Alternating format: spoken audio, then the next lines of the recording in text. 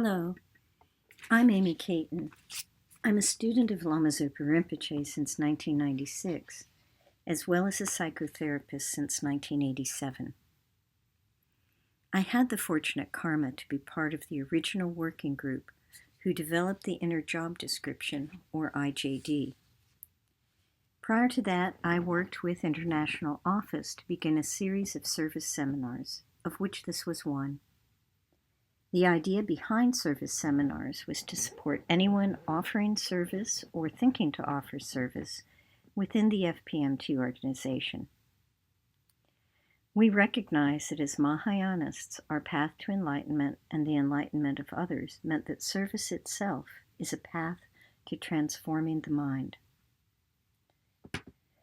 The Inner Job Description was oriented to supporting the change of unhelpful mental habits and developing helpful mental habits, that is, supporting transformation of the mind. Whether or not you are affiliated with an FPMT center, whether or not you consider yourself a Buddhist, the Inner Job Description can be key to understanding your own psychology and supporting the transformation of your own mind. If you are working or volunteering in an FPMT center, the IJD is a key component in the Foundation Service Seminar and its companion text, The Practical Guide of Skillful Means.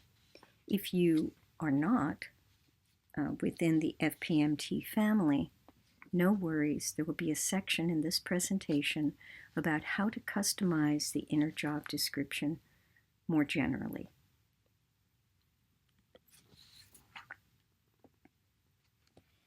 Before we turn to mindfulness and motivation, I first invite you to regulate your nervous system. If you have struggled in the past with concentration, it may have been due wholly or in part to your nervous system not being in a regulated state.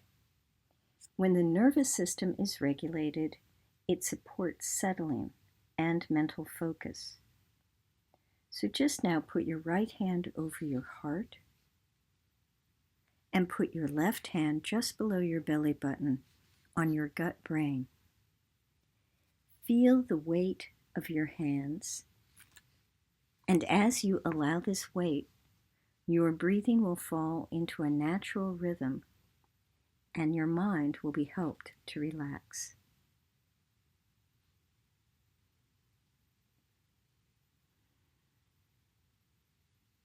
When you feel your breathing is rhythmic, turn your attention inward.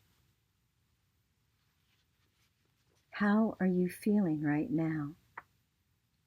Check your mind. What is the nature of your thoughts? Are they anxious, open, tired, excited? Do you believe your thoughts? Notice the projecting reality your karmic imprints are creating in your mind. Notice if you feel contracted. Make a mental shift to a reflective state of expansion. Be aware of your Buddha nature, the you that is clear, the you that is knowing, the you that is loving. Find the absolute you that comes from your Buddha nature. Bring that into your mind and feel it in your body. This is the you to bring to service, to benefiting others. Remember this you as often as you can. Notice your motivation for being here now. The motivation of being of benefit to all sentient beings.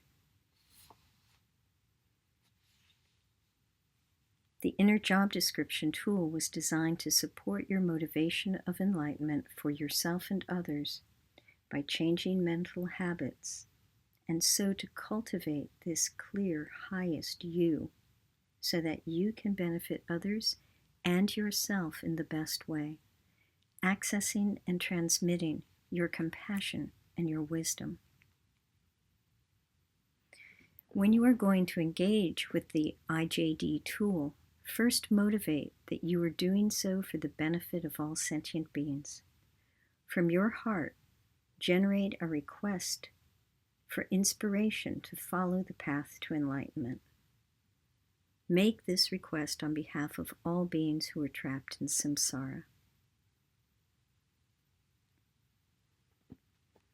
Lama Yeshe used to motivate by reciting the mantra of Shakyamuni Buddha 7 times. If you know the mantra of Shakyamuni Buddha, recite that with me now. Taya Tao Muni Muni Maha Munaye Soha. Taya Tao Muni Muni Maha Munaye Soha. Taya Tao Muni Muni Maha Munaye Soha. Taya Tao Muni Muni Maha Munaye Soha. Taya Tao Muni Muni Maha Munaye Soha. Taya Tao Muni Muni Maha Munaye Soha. Taya Tao Muni Muni Maha Munaye Soha. And reflect on what Lama Zopa Rinpoche said. It all depends on your motivation. If you are motivated by the self-cherishing thought, concern for only your own happiness, your own power, and have no concern for others' happiness, your motivation is coming from your delusions, such as attachment, anger, ignorance, and so forth. Then your actions of body, speech, and mind will manifest as ugly, unpeaceful, and hurtful to others. And as a result, others will react in an ugly, unpeaceful, and harmful way with their body, speech, and mind. For example, by getting angry at you. It is like a circle. How you treat others and how they treat you in return is similar with such negative thoughts and actions. You have to be fully aware of that in your everyday life.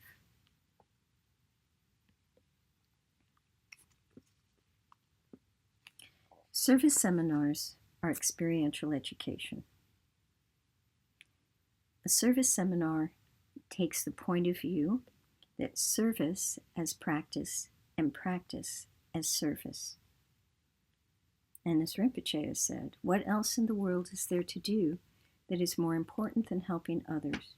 To help ourselves, to help others, what else is more important?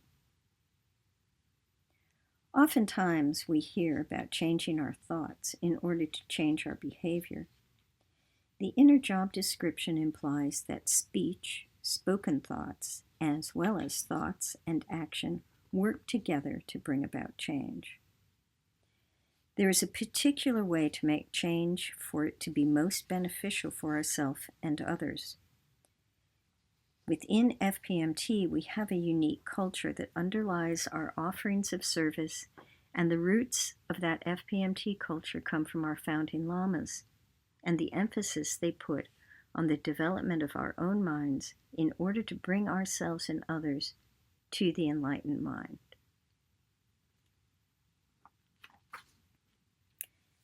Let's explore a bit service as practice. Rinpoche has said the big thing is how to always enjoy when offering service, regardless of what is going on. So being kind and patient in the face of difficulties and the projections which stem from our own karma imprints can be easier said than done. This little tool, which I'll present now, is helpful for adjusting our attitude so that we give our service from the mind that will give the most benefit to our actions. Without our special how of motivating, dedicating, and doing these and other actions from a mind of kindness, patience, generosity, and so forth, our actions are just actions, and do not produce as much benefit as they could. Lama Zopa Rinpoche has made the point that the how of offering service must be with enjoyment. You could say with a happy mind, even in the face of tremendous difficulties, having a happy mind will make everything better. So even if this isn't where your mind rests when thinking about your to-do list, try to take a long view that meeting and solving problems with enjoyment is part of our practice, and practicing the joyful effort perfection. So right now, think of 3 good things that happened in the last 24 hours. Try to make these things less conditional and more ongoing, like the sun coming up.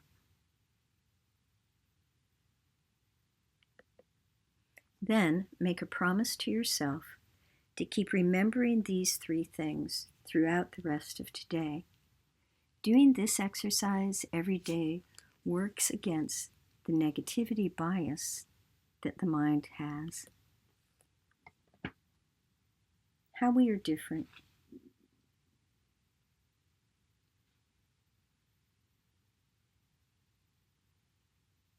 It starts with our lineage.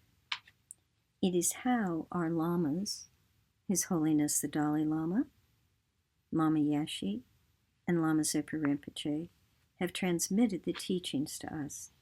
This is key. Teachers make teachings accessible, and each teacher teaches from their lineage. And that is why we emphasize honoring our teachers. It's less the person and more the wisdom that they transmit to us.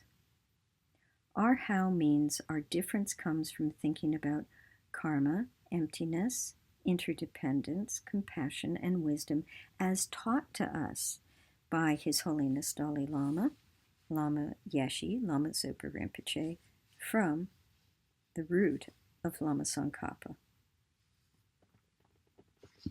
How can also be thought about as a simple mindset of being honest, open-minded, and willing. Our spiritual influences, which are part of our how, come from, as I said, His Holiness the Dalai Lama. This is where everything begins for us, who we are, our lineage. Without His Holiness, none of the Dharma we know would exist. His Holiness has said he prays that all of Lama Zopa Rinpoche's dedications will be accomplished. And that's the link between His Holiness and Lama Zopa Rinpoche. And Lama Yeshe carried the lineage back to Lama Tsongkhapa. We're ever grateful to him for his kindness in agreeing to teach Westerners, which many lamas of his time did not wish to do. And he had so many forms of manifesting himself, sometimes kind and joyful, sometimes wrathful or humble. He was a visionary and at the same time professional and practical. And then there's Lama Zopa Rinpoche, who's a great yogi.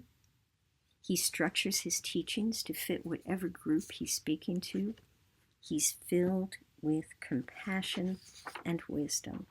And these are all qualities from our spiritual teachers that we try to embody as we give our service. And to do that, we use the inner job description tool to support our minds in moving towards these qualities. We also in FPMT have something called Wisdom Culture, which is really the root of everything. So Wisdom Culture consists of Lama Yeshe's openness and breadth in the way that he presented the Dharma. It was accessible, it was pure, but at the same time non-traditional. Wisdom Culture embraces Lama Zopa's detail and depth of instruction. Extremely precise, making every single moment meaningful is key. FPMT Wisdom Culture emphasizes the practice of merit and also purification. So, changing from harmful body, speech, and mind habits to beneficial body, speech, and mind habits is one way to accumulate merit, which also at the same time purifies the negative and the harmful. Part of FPMT's How, Wisdom Culture, are Lam Rim Kopan style courses. These are courses which are designed to be experiential and intense in a retreat format. We rely on Tantra and Guru devotion, which really is having spiritual confidence. And we have respect for ordained Sangha because they are essential to our tradition. In addition, part of Wisdom Culture is to do regular retreat and some form of daily meditation practice, which again could be focusing on IJD. Big Love, which came from Lama Yeshe, by this he meant cultivating a close family feeling, having big compassion. And finally, service, or thinking big, that our service is really to have a universal love for all beings and being of countless benefit to all beings. Also part of the IJD context, the context in which the inner job description rests, is the FPMT mission statement. In particular, in the second point, where we talk about integrated education, by which we mean study and service. So people's minds and hearts can be transformed into their highest potential for the benefit of others when inspired by an attitude of universal responsibility and service.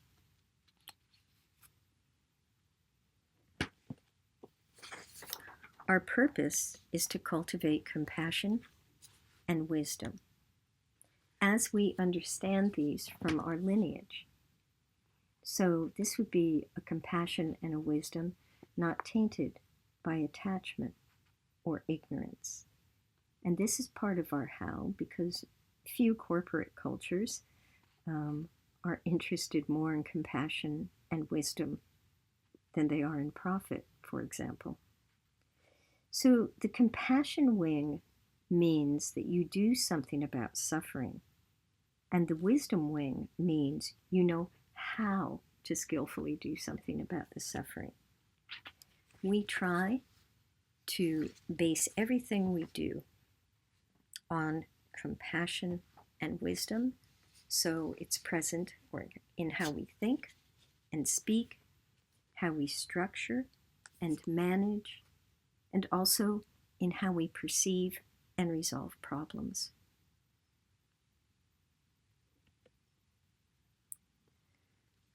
Let's take a little pause, deep breath maybe, and do a meditation. Invite your body to settle and find a comfortable posture. Take 3 deep, spacious breaths. Deeply relax.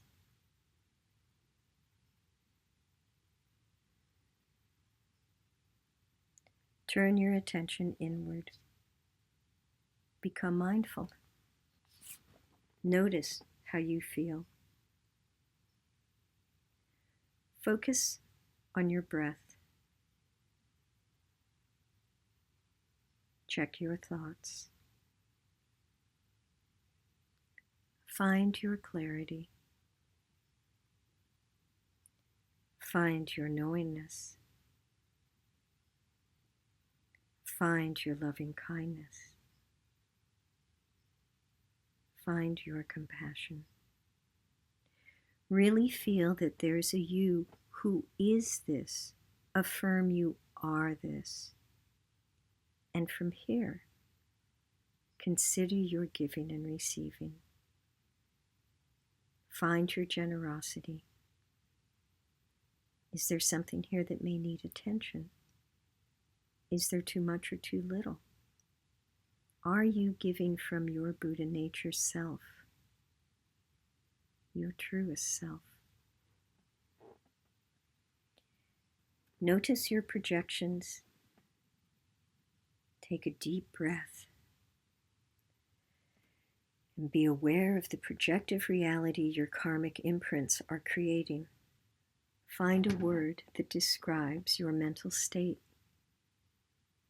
Acknowledge how that state is showing up in your mind and in your body.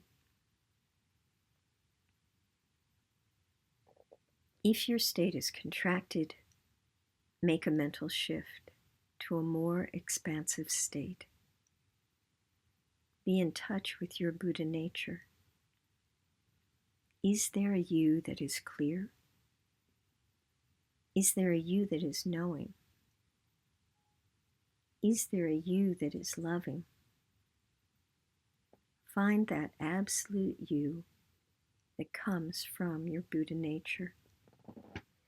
This is the you to bring to service benefiting others. Visit this view as often as you can.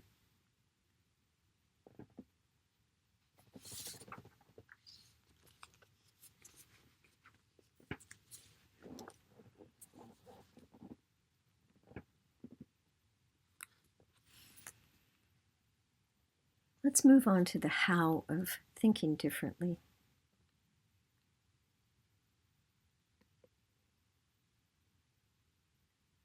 We offer service, hospitality, and practicing generosity.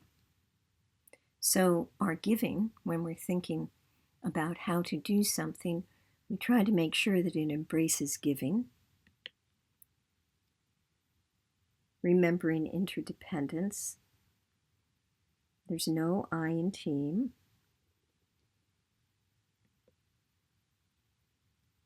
Service can create beneficial karma. So service is giving, and how we give is how we will receive, remembering the circle.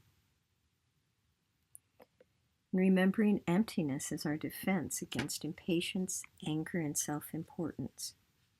Whatever upsets us, it is our mental projection.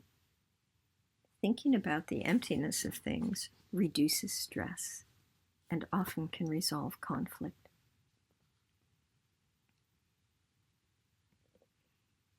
We have a how of structuring differently. So our structure is based around guru devotion, purifying negativities, and accumulating merit. So guru devotion can be very specific in meaning, but it can also be thought of as being inspired by and grateful to a teacher who has a profound meaning in your life. As simple as that. Negativities also has a specific meaning, and they can be then just thought of as self-defeating habits, both mental and behavioral. Accumulating merit, again, has a specific meaning, but can also be generally understood as collecting benefit.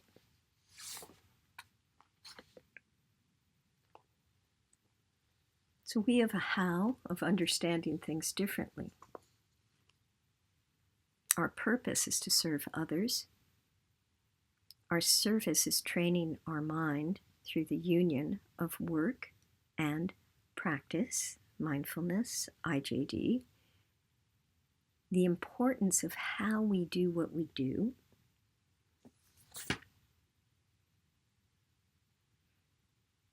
So service is the perfect union of training our minds, and helping others is the mechanism through which we do this. If you answer a question impatiently, it will be felt and remembered for a long time, and the content of your help will not be as heard or appreciated. This is the attitude we try to bring to service. And we need to also have compassion for ourselves. This is a long-term project, changing the mind. to become a transformed mind. There's a lot of relief and joyfulness and happiness along the way. And yet, it's good to remember it's a long-term goal. So the most important thing is how you did what you did, not just what you did. Keeping the how in mind as part of how we are different, we consider things that go well, or we consider problems arising as being due to karmic causes.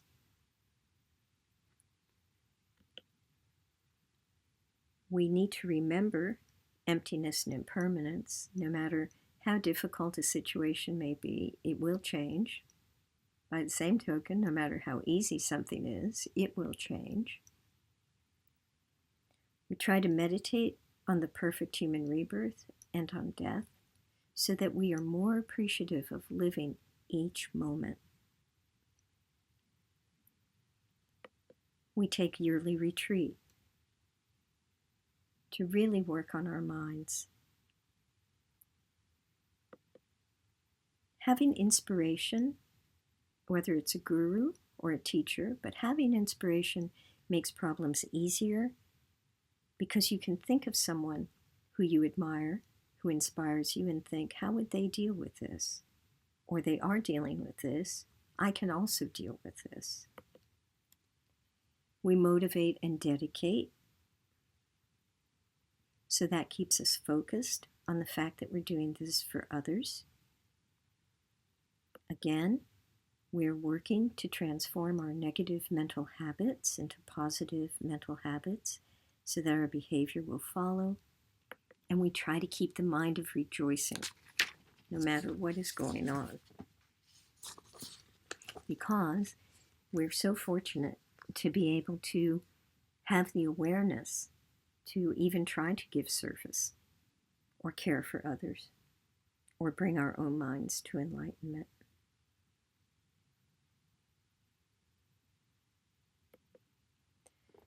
Now we're going to do another little exercise, very similar to our first one. So, revisiting our beginning exercise, put your right hand on your heart and your left hand on the belly, just below the belly button. Go ahead and feel the heaviness of your hands. You might feel some warmth under your hands, or you might not. Keep breathing in and out as your breath regulates along with your nervous system.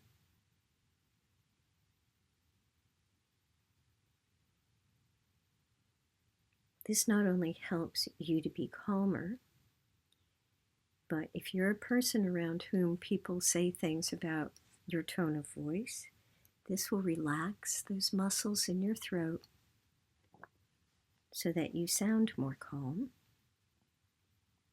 Keep breathing in and breathing out. Remembering that we intend to speak kindly, but our habits get in the way of that. We may have had these habits for a very long time. So we need to regulate and do practices like the IJD to interrupt those habits. Now, as you breathe in compassion for yourself. And as you breathe out compassion for others.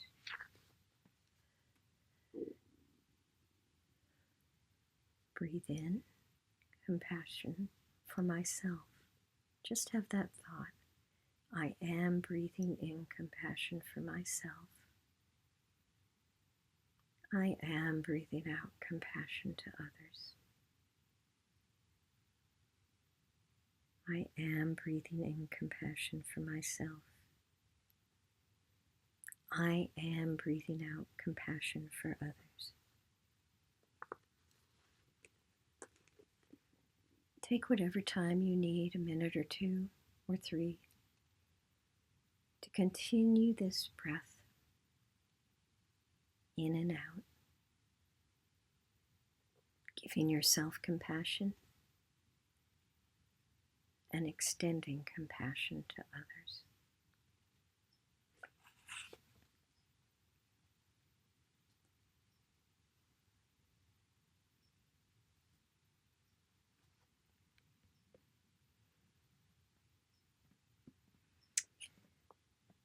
So, go ahead and come back fully integrated and energetically relaxed.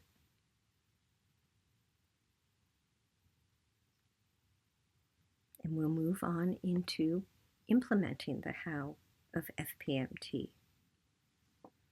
Also, there's a link if you want more detailed information about the inner job description, and also to hear from practitioners who have been using the inner job description in their daily lives. So, Rinpoche gave a talk, Lama Zopa Rinpoche gave a talk about developing the inner professional.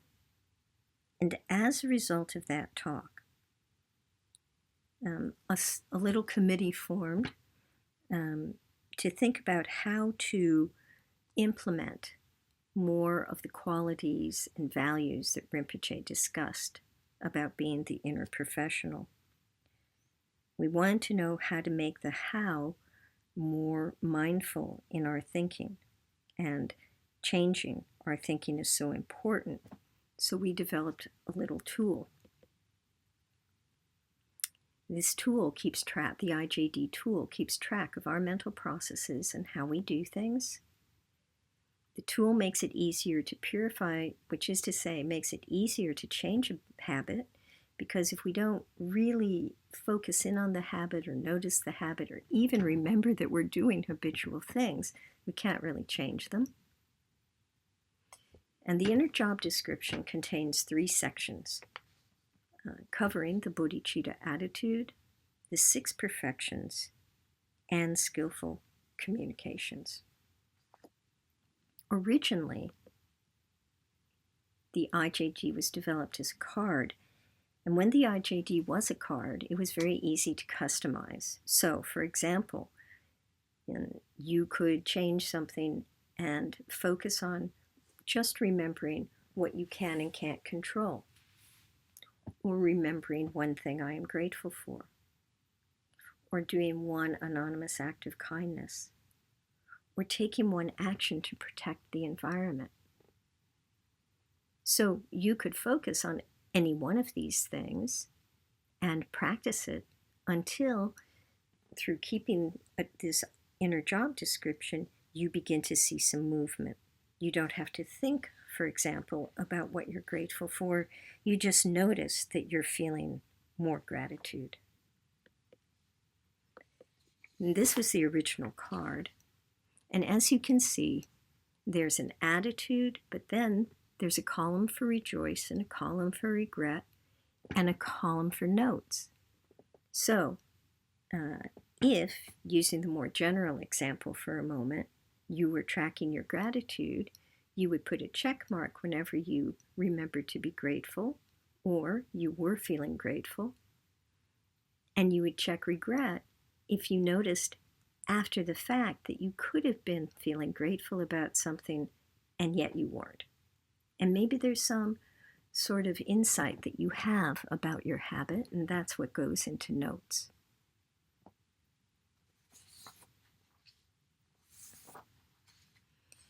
Because the card was not as environmentally correct as it could have been, because it involved paper, and it also became not so easy to carry around as we moved into a more digital world, we developed an app. So, available through the Apple Store, and also through wherever you get your Android apps, you can find the inner job description. This is what it looks like. So, for example, under the bodhicitta attitude, which is what's highlighted here, you can see the points of the bodhicitta attitude. Sometimes people say about this one, I will respect center rules and the 5 precepts, that's the 4th one down, that they're not part of a center. And in that case, it's not, you can just change it in your mind. It's not appropriate to you. You just customize it.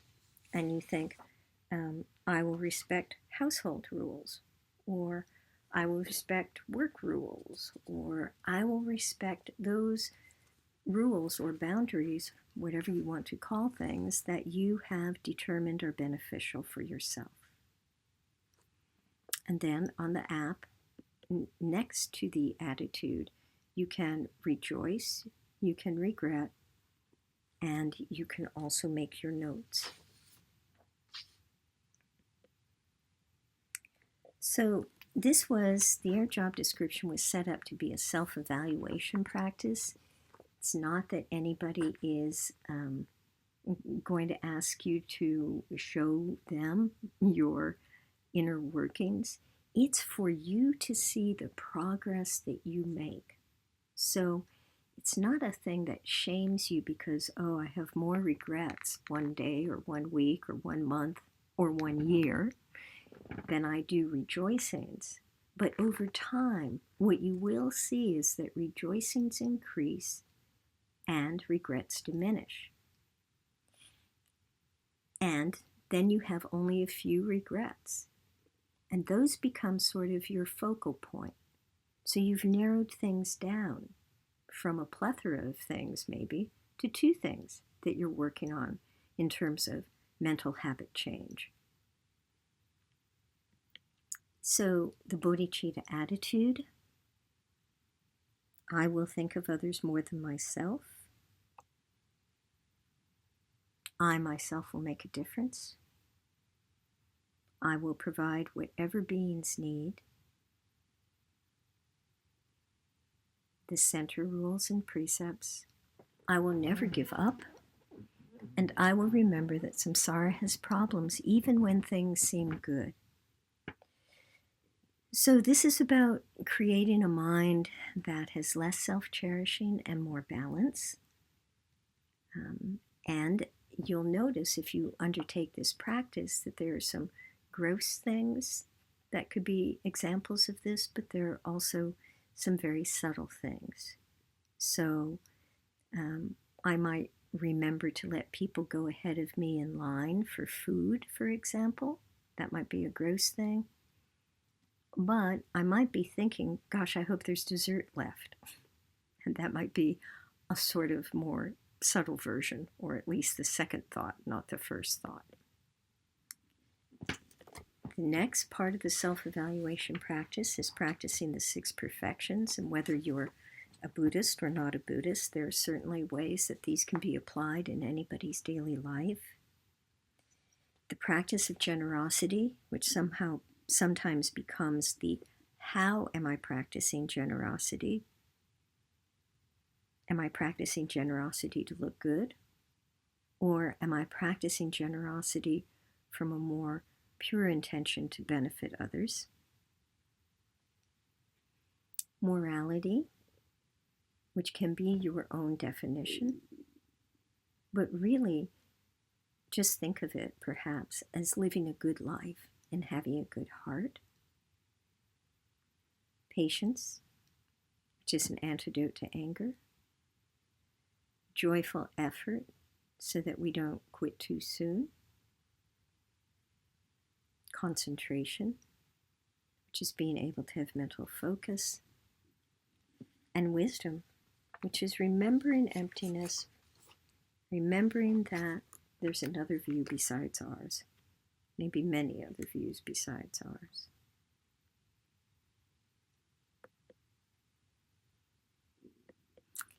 Now we move to developing skillful communication.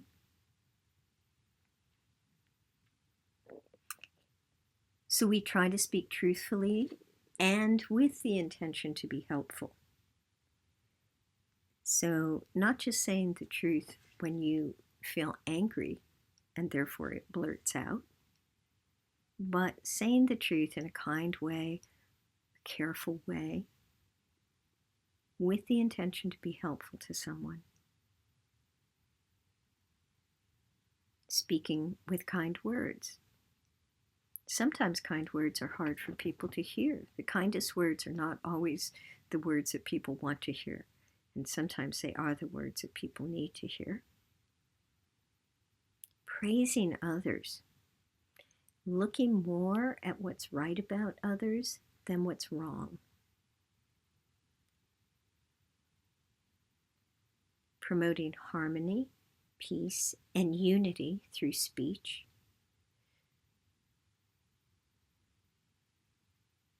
So that means looking for union in a situation and speaking to that union. Taking care to keep people's confidences. Unless somebody tells you they don't mind if they share it, you might consider it to be confidential. Listening in an unbiased way. That means try not to listen for something, but rather listen to something. So for example, if there's a person who often has a complaint and you see them coming to tell you something, not to be in the mindset that says, oh, they're coming to complain, which would be listening for the complaint, but rather listening to. Maybe there's some concern that they're trying to express that would be of benefit. Also, patient listening, which can sometimes mean that you are listening longer than you thought you might be able to. And listening with interest.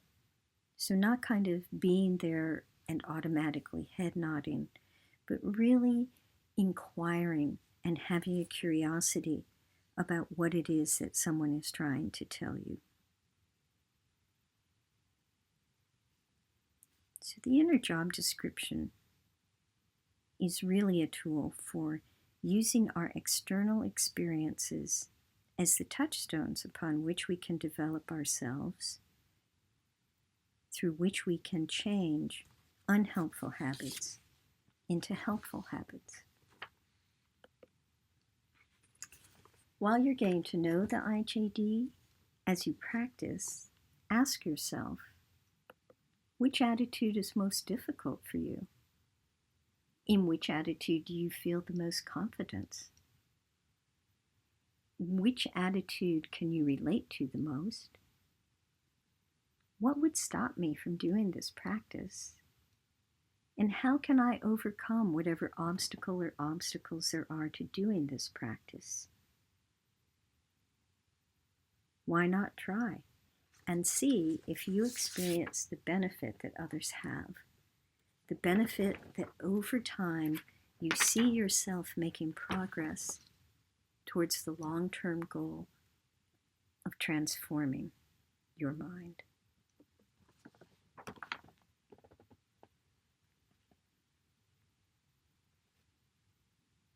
We'll dedicate.